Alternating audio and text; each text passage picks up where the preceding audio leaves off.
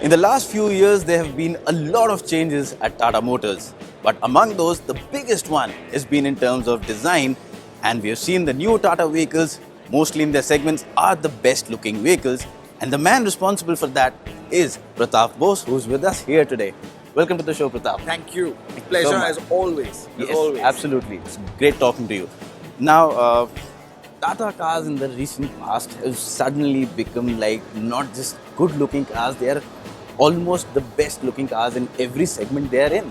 So what really sparked off this big transformation and what's the philosophy behind this?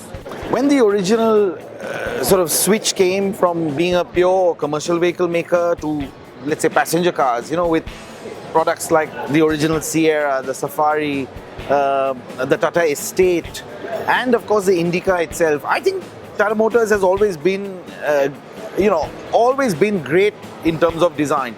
Maybe somewhere in the middle we sort of perhaps lost our way, or whatever it is. And it's one of the reasons I wanted to actually work at Tata Motors. Some of those cars I just mentioned. Yes. I mean, Indica to me was, when it was launched in 97, 98, it was globally one of the best looking hatchbacks.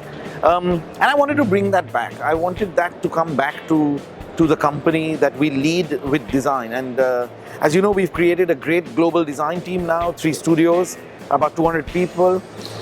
And this is all a result of the hard work. I know you said, I'm the man behind this, but behind me there are many, many talented men and women, who work in the team. So the philosophy was to bring people back to the brand by winning the mind share. Mind share leads to market share. I'm a firm believer that if you're not in the consideration set of a customer, you will not convert any, make any sales, because he literally doesn't know about you. So it was important to get into the mind. That's why we had Impact Design 1.0, which is Tiago, Tigor, Nexon and Hexa. Yeah. With the Impact Design 2.0, Altroz is one of those cars. The Harriers is one of those cars. It just to reinforce the message of impact design. Okay. To be the top 3 when anyone considers a car in any segment. Therefore, going back to your comment, in each segment we want to have that visual dominance, I call it, so. Great. So now one of the most interesting displays, the Sierra. Yeah. It was an icon, and I'm sure most of you would love the Sierra for what it was in its time. Now tell us a bit about this concept and what should people expect from this in the coming future? As you know, we had, I just mentioned referred to some of them. We had 3 really incredible, legendary, iconic SUV nameplates. The Susa, the Sierra Sumo Safari. And the Sierra is the one which has been out of, let's say, the market as a product for the longest of these 3. Yes. But it's never left the hearts and minds of people you just mentioned. And, I don't think a day goes by where someone doesn't make a comment that, Tata Motors, please bring back the Sierra. So, for the 75th year of the company, we wanted to dedicate or commemorate that occasion with a car that would be fit for this year, and there was no better candidate than the Sierra. But this is a new Sierra for a new era. This is very important, which is why we've launched it electric. I mean, we're showing it in the electric form. As you know, Alpha architecture allows us to do both. We have the Altroz IC and EV. Yes. So this is on Alpha, of course, and it's just our dedication to the original team that created it, including, I believe, Mr. Tata. And I'm sure our viewers would want to know what to expect from this in future. When? Because people would be desperate to know. Yeah, we did sort of anticipate or had our fingers crossed that. Look, when you redesign an icon, there's 2 ways you can do it. One is you can go really retro and be a slave to the original. The other way is to imagine what the spirit or the mindset of the team that was creating the original would have been today. Right. So we've done that. And I think, the response we've had in the last, 24 hours has been absolutely overwhelming. And therefore I'm saying this to you, that while this is not a production program, I will try and do everything in my capacity and power to push this into a production sort of program. Yeah. There you have it, guys. If you want it, you'll have to push the company and you'll have to push Tata Motors to make this one. So send us more sort of messages, Absolutely. Yeah. So, well, this is now going to be your foray into the subcompact premium segment of that particular segment. So, tell us a bit about this vehicle. So HBX, as you know, was born as H2X. Yeah. And at that time, I had made a commitment that that car itself was about 75% real.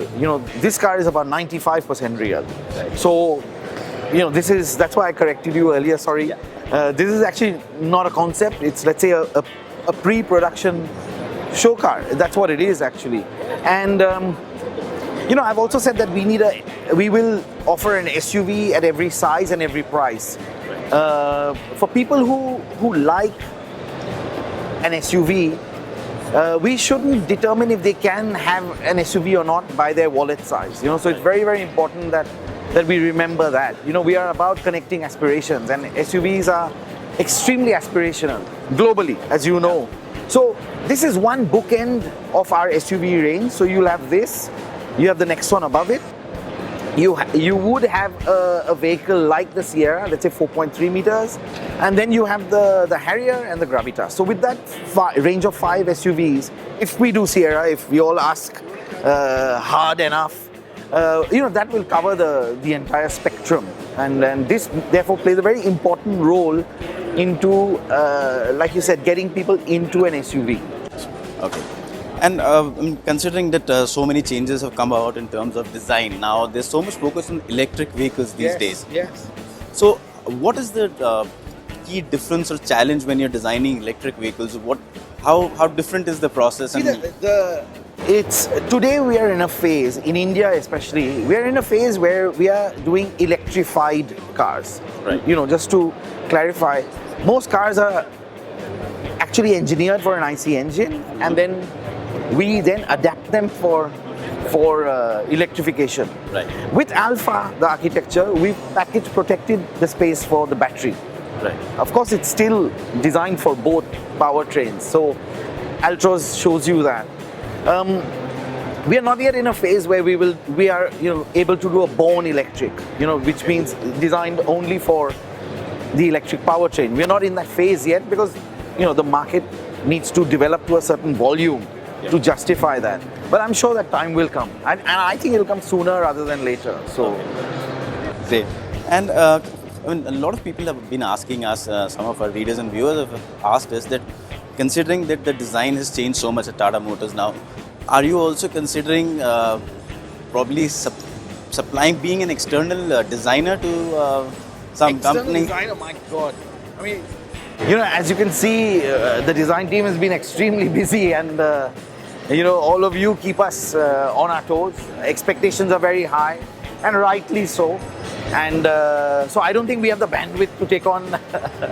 we do get into other areas of design in the company. So, for example, the stand, we were part of the stand design. Okay. So that you have the sort of seamless experience, visual experience between what the stand looks like, how the brand is represented, both in the cars and in the environment around us. So we do some of those things, but I think designing for someone else would take time. Yeah.